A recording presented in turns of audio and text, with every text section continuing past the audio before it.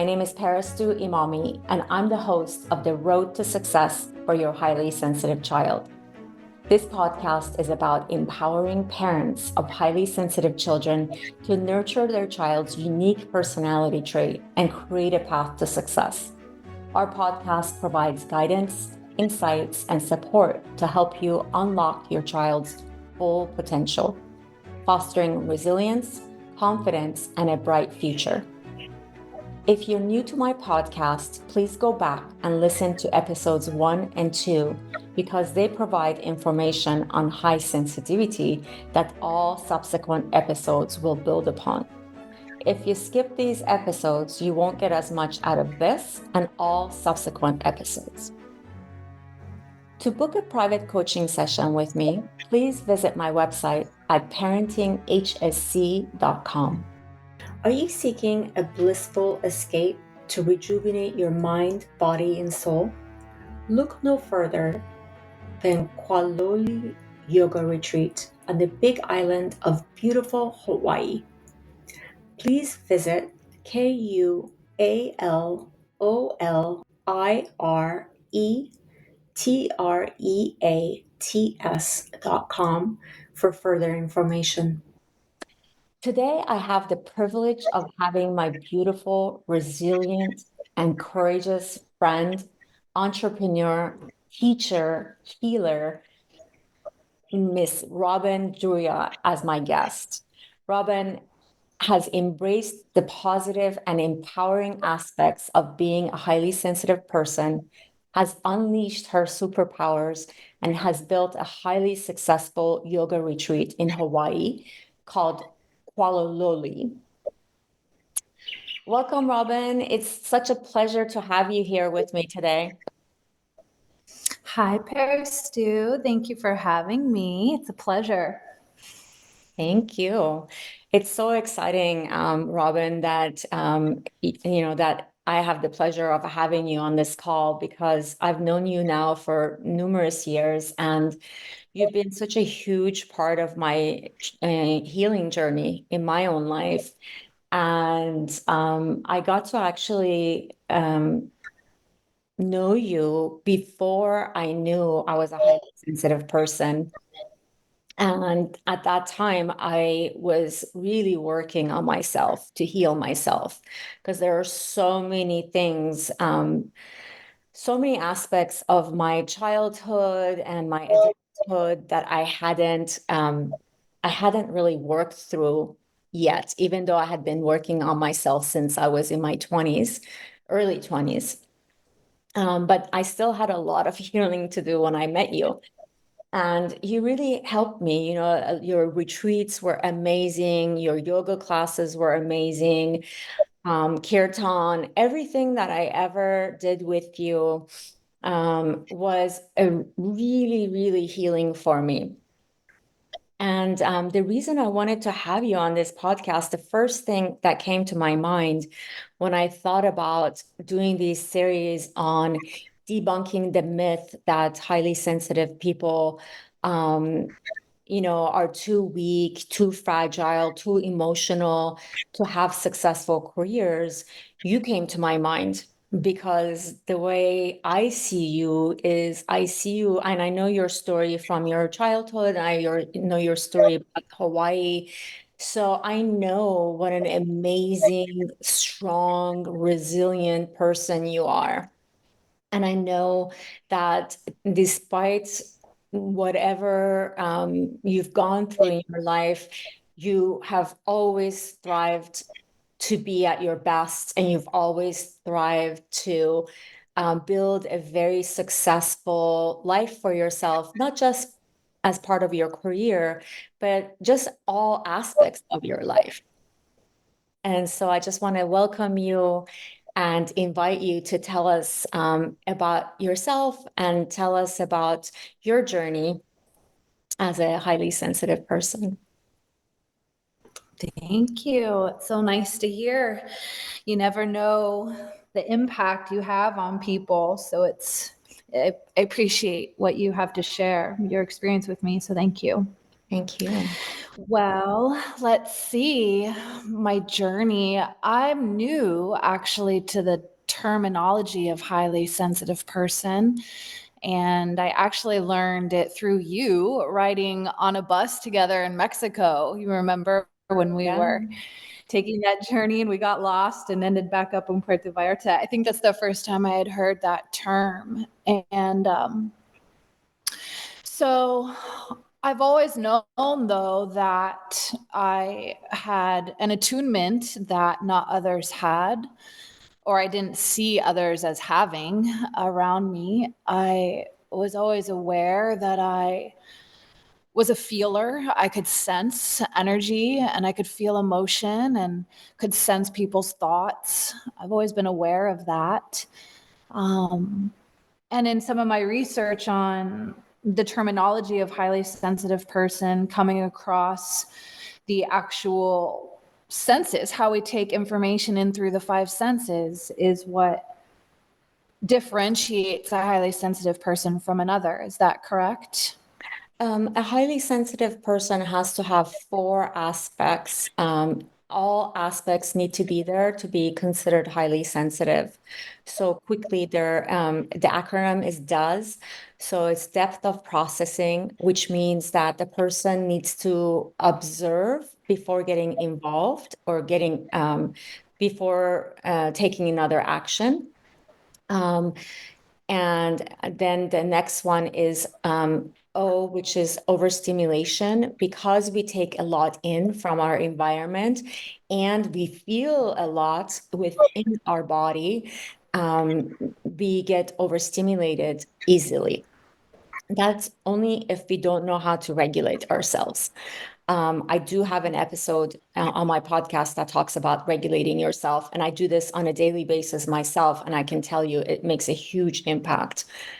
And then the E stands for emotional sensitivity and high empathy. Like your empathy is on another level. And then we have S stands for your various senses being sensitive. For me, it's all five senses that are sensitive.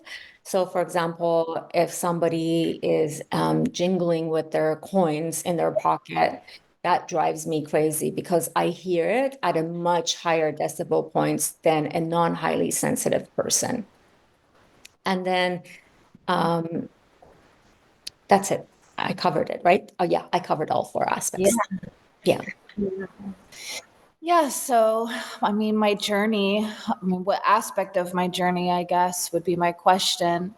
I've always been aware that, I felt a lot. I feel so much around me, and that's one of the reasons I think yoga became a cornerstone in my life, and why I dedicated now most of my life to it is it gave me the tools to understand, process, and I guess to use your terminology of regulate the information coming in through my senses, pratyahara in the yogic study.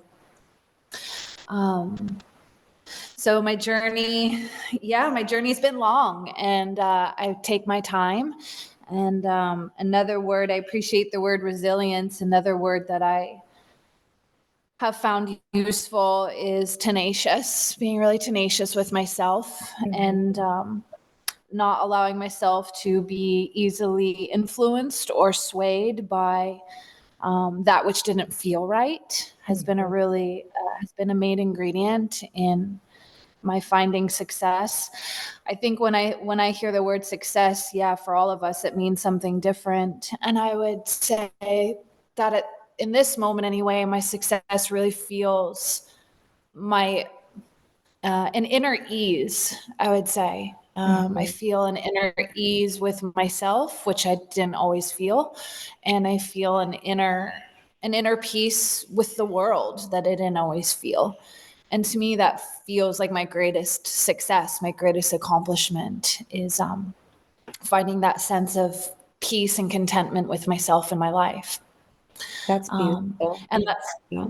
that's come through my tenacity of not giving up on myself and not, like I mentioned, being so easily influenced by even the most well-intentioned voices around me, that no matter how well-intentioned they were, if it didn't feel aligned, um, giving myself permission to stay true to myself. And that feels like a big success for me too. I could have easily given up easily Yeah. when we're younger, and not always just younger, but when we're younger, we want to please our family and our friends and the people we care about, or we want to feel like we belong. And so it can be really easy to, in many ways, give up on ourselves. And Mhm. not doing that feels like a big success for me. Yeah, and that, I talk about this a lot. That sounds like you realize at a very young age that you want to have that sense of belonging, um, and instead of fitting in. So you knew that, you needed to be your authentic self, and you also were wise enough to know that you didn't want to get influenced by the people around you, whether they were your family member or whether they were a friend or, you know, a client. It didn't really matter. Nobody was going to, you know, nobody was going to change that sense of wanting to be your authentic self and wanting to have a sense of belonging rather than fitting in. Yeah. And I think there were factors that played into that, which could be linked to being highly sensitive. I grew up in an environment where it felt stressful. There was a lot of stress in the house, and it wasn't for me so much of a pleasure or a joy to come home. And it actually made me physically ill. I had actual physical symptoms of it from it at an early age. And the doctors, excuse me, the doctors would do what they're trained to do, which is somewhat limited in their capacity is pretty limited. Mhm. And so I learned that if you live a stressful life, you will be sick. And we all know there's health is the most important thing. If you're not healthy, nothing else matters. That's right. So there were some pretty early lessons that cued me into um, the importance of honoring myself and staying tenacious and resilient, because your health is at jeopardy if you don't. And so I was lucky to make that connection, albeit through a challenging way. Yeah. But I learned early on, yeah, if you live a stressed life, you won't have a good life. Mhm. And I also learned early on, just our mortal lives. We're not here for very long. And I wanted to make the best of the short time I have here. So I made a pact with myself at a very early age to develop the skills and tools to do what felt good, and not feel good in an egoic way. Egoic meaning they're fleeting, they're Mhm. dependent, but really feeling good from a soul's level. Yeah. And and and it is challenging because we have that innate desire. It's in us to want to belong. It's part of who we are. It's part of how we're designed. Mhm. But our perceptions on what belonging means from a cultural standpoint are pretty limited. Yeah. So expanding our knowledge of what it means to belong, expanding our understanding of what it means to feel connected. Mhm. And so there are moments where I still don't fit in, and I'm glad for that. I don't want to fit in Yeah. personally. I don't see anything that I'm really longing to fit in with, Yeah. as far as the societal and cultural context go. But yeah, when you're younger and navigating that, it's very challenging. It's very challenging, and so coming back to oneself and having the tools to do that is important. Coming back to what you love is really important, and not dismissing what one loves is very important. whatever it is, whether it's music or the arts or caring for animals or other people or the study of something that makes you feel alive and connected. Mhm. And I was lucky to find yoga at a really young age. How So I old just were kept you coming when back to you that. how old were you when you learned about yoga and when you I started practicing? started learning, yeah, I started with the philosophies first, Mhm. and I was maybe around 15 Wow. when Krishnamurti's, yeah, the teachings of Krishnamurti crossed my paths. I was also studying and interested in earth-based cultures. Those interest me as well. And then my first physical practice was 18. My first class was at the Vets Hall in Santa Cruz when I was 18 years old. And I had had a lot of broken bones as well. And so the physical practice of yoga was helping heal my physical body, but it was also addressing the mental, emotional, and spiritual aspects. And so it was a slow and long building relationship since then. That is so beautiful.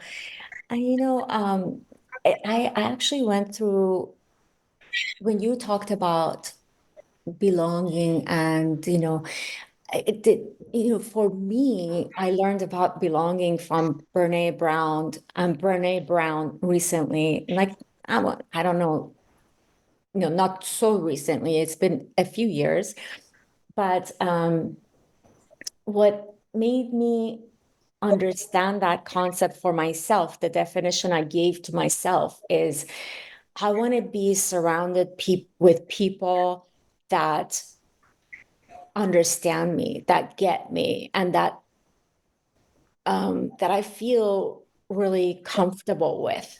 Like when I'm in their presence, I get energized, and I like my entire. It feels like my love tank is getting full and just overflowing. And when I'm not with people where I feel a sense of belonging, I feel, the opposite, which is fitting in. I choose not to fit in, and I don't care if I'm not fitting in because it doesn't feel good. It's like I need to be someone I'm not. And one of my strong values, I'm a very, very value-oriented person. And one of my strong values is being authentic.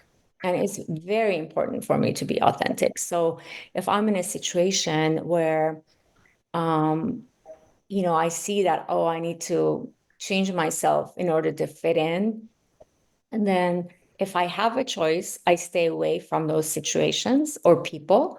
But if I don't have a choice, for example, when I was in the corporate world, if I didn't have a choice, I would still be my authentic self, even if it meant that I would hinder my career progress, even if it meant that I wouldn't get a larger bonus. I didn't care.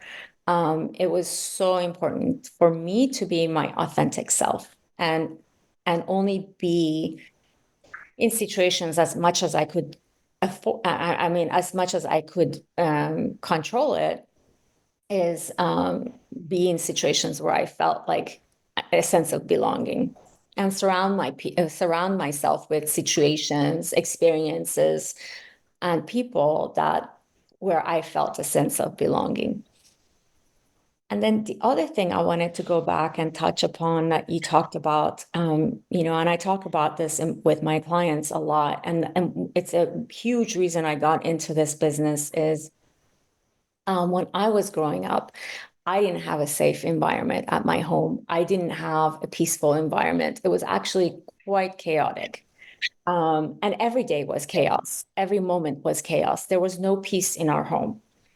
And um, for a highly sensitive child, it's very important, especially in their formative years, which is from the moment they're born until the age of 10, um, that you want to provide a home that is safe and peaceful. And this is their place to go to just be able to be themselves and recover from the outside world because they feel so much and they are taking in so much from their environment that when they go home, they want to be in their little sanctuary.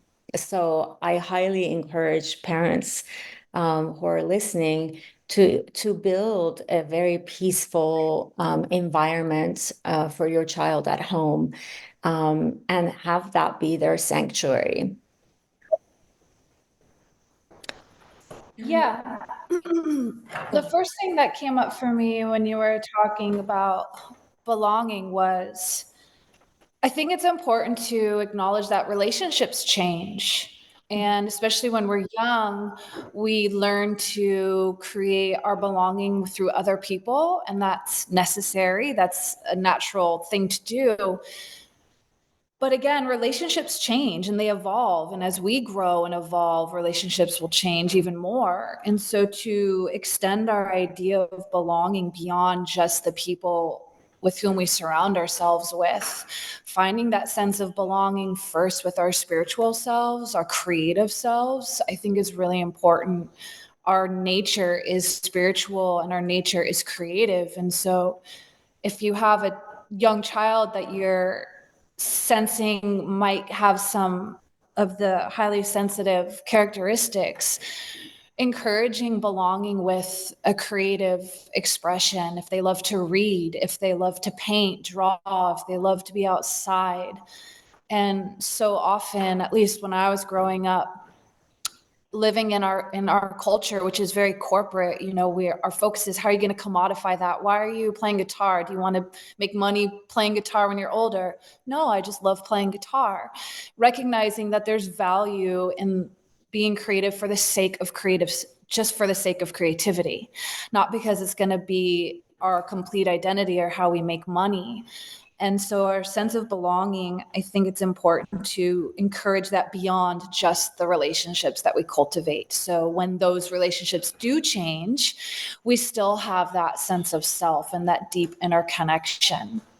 Absolutely. Yeah, absolutely. I completely agree with that. And that's, in fact, that's what Brene Brown also says, is that you always have a sense of belonging because you belong to yourself, and you will always have that no matter what. And I love how you took that even a notch further, which you always do, by the way. And that's one of the things that I absolutely love about you, is um, to yeah, to cultivate in your children whatever type of creativity that they like to do, whether it's something that they were born with, that type of creativity that they were born with. For example, my brother was definitely born to play the piano. The first time he got on the piano, without any lessons, he already started playing it. He didn't care that he didn't have lessons. He was just building music for himself on the piano. And to this day, he is an amazing pianist. And it's not because he took lessons for years and years to come. It was only a brief period of time as we were children that he took lessons, but the rest of the time he taught himself. And he's making his own music. It's not that he's just, reading music and playing that. He doesn't read anything. He just plays it on his own. So it's really important, as Robin mentioned, to cultivate that creativity in your children. And as highly sensitive children, they tend to be extremely creative people. So thank you, Robin. That was really, really wonderful advice. Yeah, and even beyond like cultivating, yes, but even before that, just allow it. Just Absolutely. allow it. Allow the creativity. It doesn't have to be forced. It doesn't have to be labeled. It doesn't have to be projected into the future. What does this mean? What will it lead to? Just to allow it. And I think one of the saddest qualities of our culture is our disregard and how easily we dismiss the importance of creativity. Life is creative. That's the root of who we are, is creativity, and we lose it.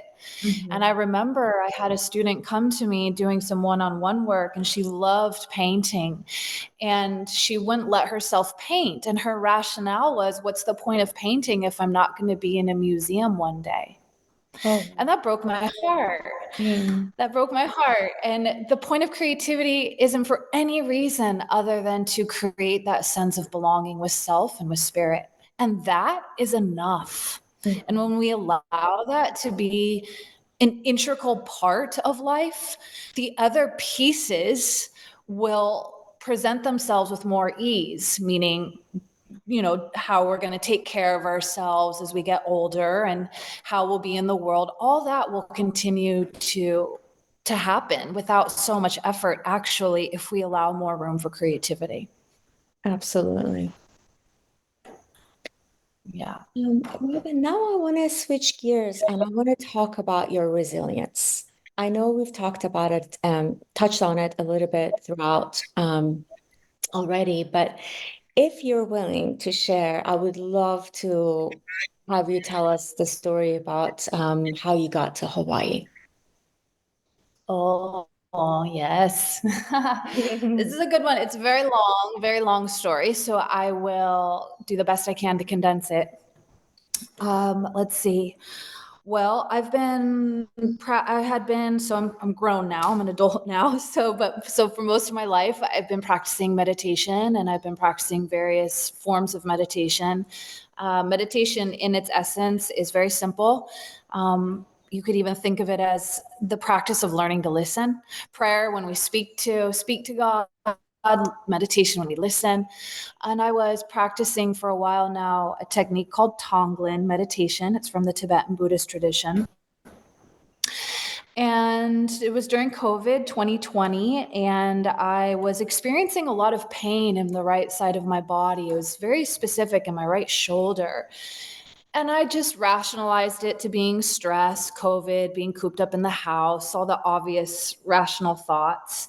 And so I was doing everything I could to make it go away. I was doing my meditation, I was taking baths, riding my bike, playing guitar, my down dogs, all the things to make it go away. And what I learned through the practice of Tonglen is that before we try to control our discomfort, before we try to eradicate it immediately, given we're not in grave danger, that it's information trying to come through, that the body's sending us signals, that spirit's trying to communicate to us through the body. It's also my experience and my belief that all illness, no matter what that illness is spirit trying to grow, spirit trying to communicate, and it's our ability to listen. As simple as a headache. A headache is spirit saying you need more rest. We say it's the body, but it starts in the spiritual self.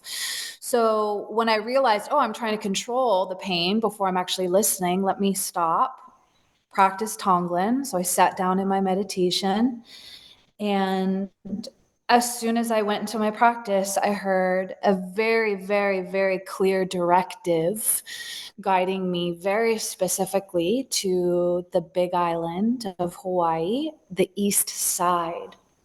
It was very clear. I heard it as come, come. And at first it was shocking, but I've been doing this for a long time and engaging with energy and in the spirit realm that it wasn't new for me. And I resisted at first. I said no at first. What is this? I also heard in my body coming through earth, earth, earth. My body was needing earth. So I spent some time researching places to go that were a little bit easier than Hawaii, places I could drive to. And I kept hearing it. I kept hearing, come, come, come. And it's my experience that when spirit calls, it's our job to listen. And so I bought a one-way ticket. I had no idea what to expect. Bought a one-way ticket thinking I'd be here for just maybe a couple months. My body and my spirit needed a moment to rest, reprieve, get inspired. And I'd been looking online at places to stay, and because of the nature of the time, there weren't too many options. And actually, the one Airbnb that I had found 2 days before my flight was supposed to leave, they canceled on me. It's like, oh, okay, great. And not surprising, because this is how it works. There's always going to be some missteps. That's part of the process. Mhm. And so this one place that I saw on Craigslist, there wasn't much.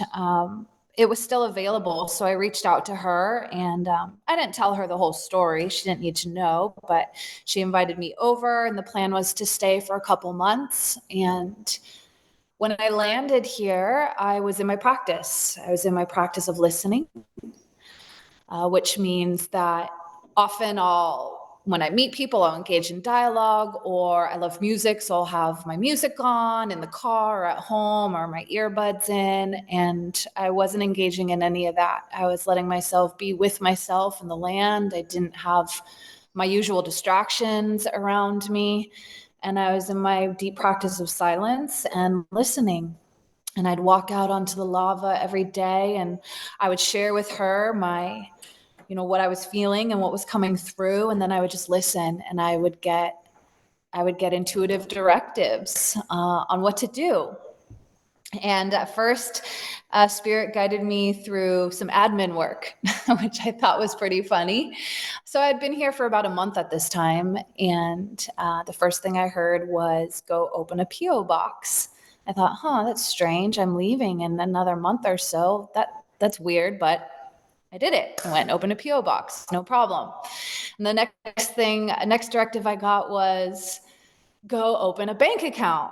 Oh my gosh, that's strange. That sounds annoying. I don't want to go open a bank account, but I did it.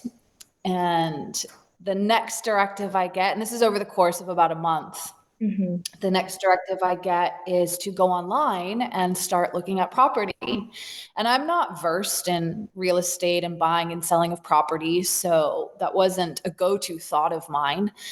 So when the directive came through, I was a little resistant, but I did it. And as I'm scrolling through and just looking to see what's going on, I scroll to this specific property. And I noticed in my body had a very, very clear reaction. My body lit up. That's interesting. Wow. And when I was looking at it, it physically looked like my apartment in the city. It just was grander, a lot bigger, but I could see my life in this space. I thought, that's interesting. I scrolled down a little bit further, and I see that the listing agent for this particular property was the woman that I was renting from. Wow. Okay. That's amazing. So that's how it works. We get all these signs and these connect the dots moments. So that right there created a big opening into, okay, something's going on here. Mm-hmm. And so I reached out to her. I'd been here at this point for about a month or so, and her and I started to get to know each other and develop a relationship. So it felt appropriate to share with her what was going on a little bit. And she very kindly encouraged me to look elsewhere, because this property had so much attention. People were flying in from all across the country to look at it. It was getting all cash offers, sight unseen. The gentleman who was wanting to sell it was, was being a little back and forth about it. Was a little unsure. He knew he had to sell, but wasn't sure. So she encouraged me to look elsewhere. And I thought, great, off the hook. And so then we went together to look at about 8 other properties, and nothing spoke to me. My body had no response. That's the other thing, I guess, to interject about what we call highly sensitive is the tools for communicating, the tools for listening. The body, spirit, consciousness, whatever you want to call it, is always communicating through the body. And for those of us who feel we're sensitive, we can receive that information with a lot more ease. Yep. And that is a huge gift. That is a huge gift. So trust it, develop your listening skills, develop your trusting skills. Don't worry about any mistakes made. It's okay. That's part of the fun. And so my body was sending me signals, and nothing really looked so good that I was looking at. Nothing lit me up. So then I got another intuitive hit of a list of 22 points, and I wrote them down. It was very specific. Look for X, Y, Z, A, B, C. I thought, wow, that's really interesting. And I shared it with this woman, this realtor who I was renting from. And I shared it, and I was a little shy to share it because there was some personal stuff on there. It wasn't just logistics. Mm-hmm. And when I shared it with her, she responded back with a lot of enthusiasm. I think she really appreciated the personal element that was involved in it. Mm-hmm. And she said, I really appreciate this list. It's really nice to see. Actually, the owner of the property is out of town for the day. I think I can sneak you on, but we're only going to have about 20 minutes. Wow, that's awesome. And I thought, all right, let's do it. So we had a day, we planned to meet up, and it was pouring rain. It was torrential pouring rain. And we meet up and we're standing in one of the structures, out of the rain. And I'm looking around at the property, and everything in my body lit on fire. Everything in my body just said, yes, yes, yes, yes, yes, yes, yes, yes, yes. And everything in my head went, no, which I think is also important to really note, because our head and our bodies, our head and our heart are not always going to be in alignment, because the mind is conditioned to protect us. The mind has been conditioned by our parents and our schooling and our government and our religions and all the things. The mind's been so conditioned. And so the mind will fight back, even when the body is a very clear yes. So I knew that. I knew to listen to my body and listen to my heart and not let my mind take over. But my mind was terrified because it meant we were going to go deep into the unknown. As we wrap up today's episode, I want to remind you that you have the power to create a bright and successful future for your highly sensitive child. Embrace their uniqueness, nurture their strengths, and provide them with the love and support they need. Together, we can pave a path to success that aligns with their sensitivity. Thank you for joining us today. And remember, you're not alone on this journey. We'll be here with more insights and inspiration in our next episode. Until then, keep believing in your child's potential because they truly are extraordinary. Stay tuned, stay inspired, and stay committed to setting your child up for success in life. To book a private coaching session with me, please visit my website at parentinghsc.com.